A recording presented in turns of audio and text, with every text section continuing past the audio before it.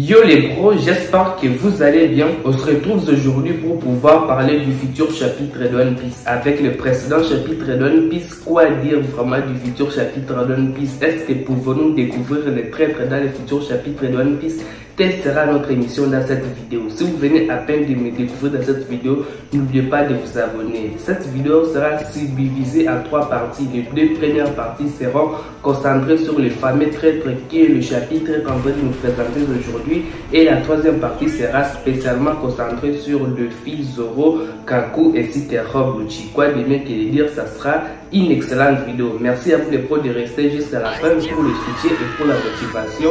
Merci à vous les pros et commençons cette putain de théorie. Dans les précédents chapitres de One Piece, nous avons vu que tous les séraphins sont revenus pour pouvoir attaquer les satellites du docteur Vegapunk ainsi que les membres de l'équipage de Monkey D. Luffy. Dans les précédents chapitres de One Piece, nous avons vu également ceci qui disait qu'elle ne peut pas réussir à pouvoir annuler l'ordre que Rob Lucci a donné. Pourquoi? Parce que ceci sont au même niveau d'autorité, donc l'autre ne peut pas annuler l'ordre que l'autre aussi a donné. Précédemment au chapitre 1073, Edison avait donné l'ordre aux séraphins, ce qui voudrait donc dire que seul Edison était également capable de pouvoir donner l'ordre aux séraphins. Nous avons très bien vu dans le précédent chapitre également que lorsque les séraphins sont apparus devant Luffy et Zoro, ceci avait comme intention de pouvoir abattre Luffy et Zoro, comme c'est bien évidemment compréhensible, mais ce qui est devenu vraiment étonnant est que ces séraphins sont partis au-delà de leurs limites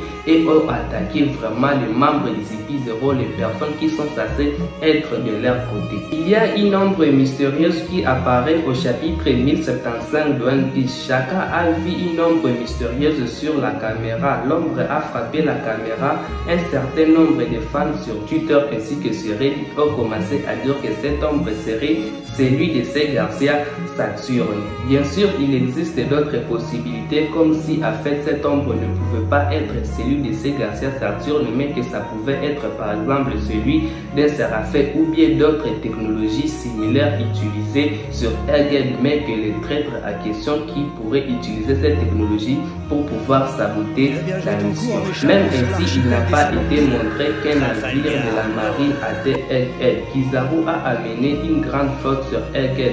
Si en particulier les navires transportés, le Gorosei et C. Garcia Saturne étaient effectivement arrivés, on devrait quand même nous montrer la réaction des Saint-Omaru ainsi que d'autres personnes vivant bien évidemment sur Egghead, par exemple les agents du CP0. Mais est-ce que l'auteur de l'œuvre aurait-il fait esprit de ne pas nous montrer ces personnages? Ce qui est également remarquable, c'est qu'au chapitre 1079, il a été souligné par ceci que même les Gorosei ne peuvent pas gouverner les séraphins à travers les Denden Mushi. Donc si Saturne donnait les ordres aux séraphins, il devrait normalement le faire sur Egghead. Mais jusque-là, nous n'avons pas vu des navires de l'amiral Kizaru, ni même nous n'avons pas vu les soldats de la marine pouvoir accoster sur Egghead. Donc nous pouvons dire que C. Garcia Saturne n'est pas encore arrivé sur Egghead. À cause de cela, à ce moment, ce qui ressemble le plus au coupable qui a causé des problèmes à Egghead est en fait un corps du docteur Vegapunk qui serait en fait en train de saboter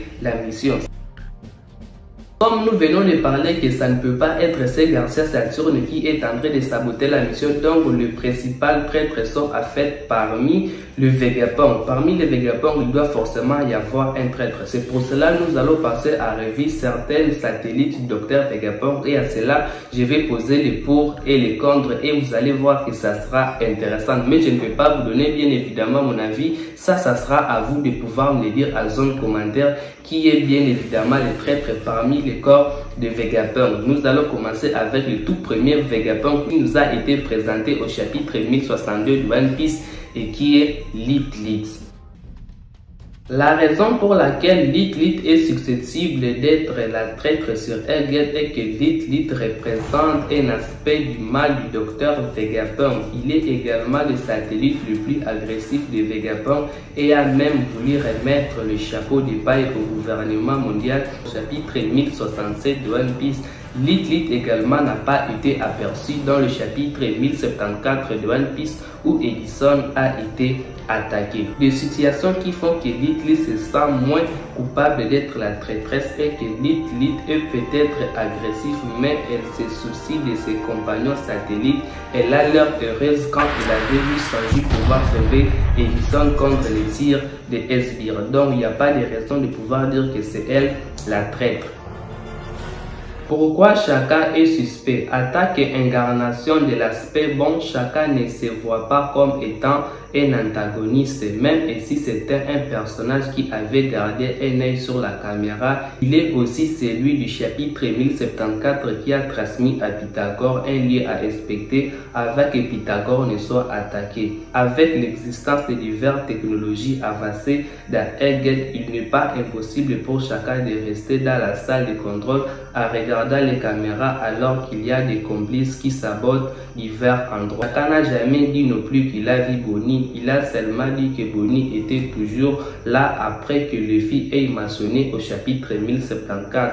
La raison pour laquelle Shaka ne se voit pas comme étant un traître a commencé par contacter Dragon pour lui faire part de la possibilité qu'il meure en transmettant le souvenir d'Ohara par Vegapunk à Nico Robin. Shaka se voit vraiment comme étant une bonne figure jusqu'à présent. Je serais totalement étonné si Shaka pouvait être le traître à question. Passons maintenant au futur satellite.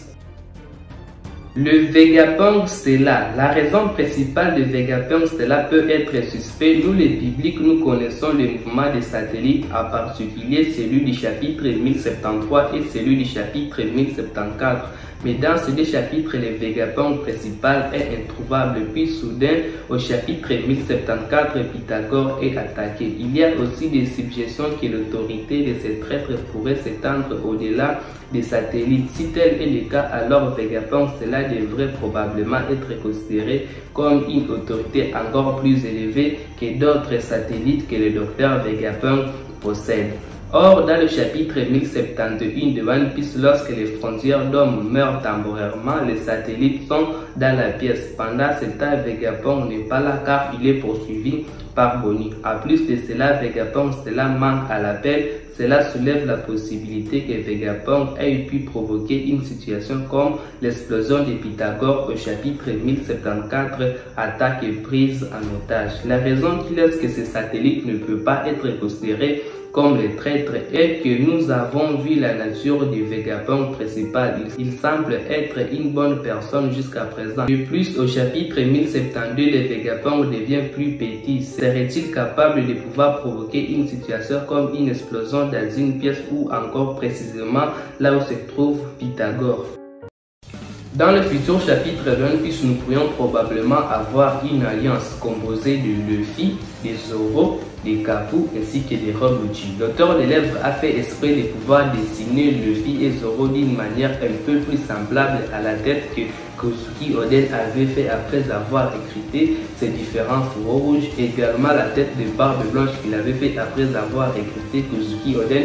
Voyez-vous, ces deux personnages n'avaient pas fait le choix et ils ont décidé de pouvoir les recruter. Et je pense ici l'auteur des lèvres a fait exprès de pouvoir les dessiner d'une manière un peu plus différente pour montrer que ceux-ci n'auront pas le choix pour pouvoir accorder à ceux-ci donc de pouvoir rejoindre leur rang. Et comme Bob lui-même l'a très bien précisé, ils doivent vraiment joindre leur force pour pouvoir vaincre les séraphins. Bien évidemment, on connaît la puissance de Luffy, elle s'élève vraiment à des niveaux extrêmement élevés avec les Gearfix aujourd'hui, mais Luffy ne peut pas s'occuper lui-même de 3 séraphins, voire même 4 séraphins, ça sera impossible. Il a vraiment besoin d'aide, et comme l'auteur de lèvres aime ce genre de collaboration entre ennemis ainsi que non ennemis, et nous allons bien évidemment voir cela dans les futurs chapitres de One Piece. Donc les pros, c'est ce que je voulais vous présenter dans cette vidéo. Elle a été vraiment un peu plus longue que d'habitude, mais les idées, je voulais vraiment vous les présenter. J'espère que vous allez pouvoir me dire selon vous qui peut être les traîtres qui se cachent actuellement sur Egghead. En entre-temps, les pros, prenez extrêmement soin de votre futur et de vos proches. Avant que je puisse vous dire peace les pros, j'aimerais vous dire que je suis en train de préparer une vidéo soit sur Shanks, soit sur Insama, mais elle arrive bientôt là sur la chaîne. Peace les pros.